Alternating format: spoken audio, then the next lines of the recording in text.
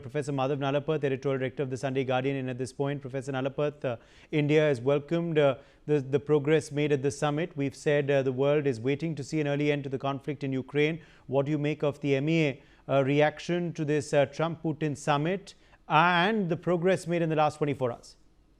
Look, the MEA has welcomed the summit, and I think the MEA is right to welcome the summit, because the fact of the matter is, finally you are seeing some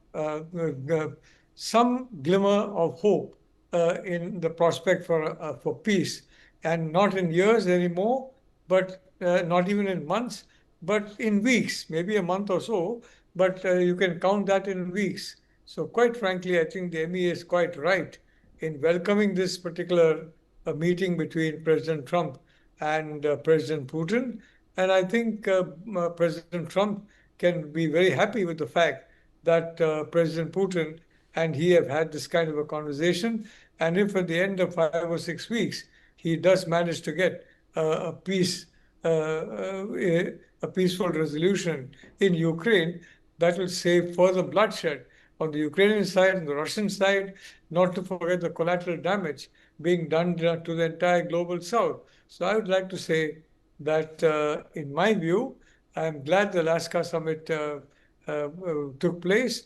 I'm glad that it went on in this way. I'm certain there are many issues that President Trump and President Putin discussed. And as far as India is concerned, look, it will be very odd for India to be sanctioned for buying Russian oil, when the reality is, first of all, India is a part of the Quad. India signed all the foundation defense agreements. And very importantly, that will not be a very good signal to Russia from the United States. So I feel that there is a very good chance that all this threat, this tariff threat, etc., that he will not carry it out, for a simple reason that it involves Russian energy, and has correctly been brought out by Ambassador Sybil. Russian energy is bought huge quantities by Europe and even by the United States. So frankly, I'm happy about the summit taking place. I'm happy about the results.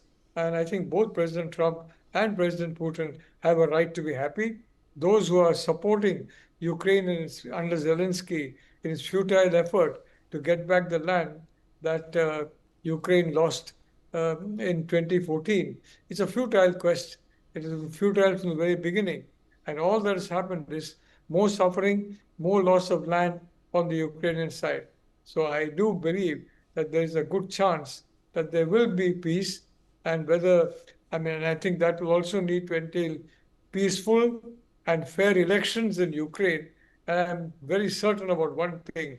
I don't think Zelensky is going to get anywhere near a landslide that he got last time on the plank of peace.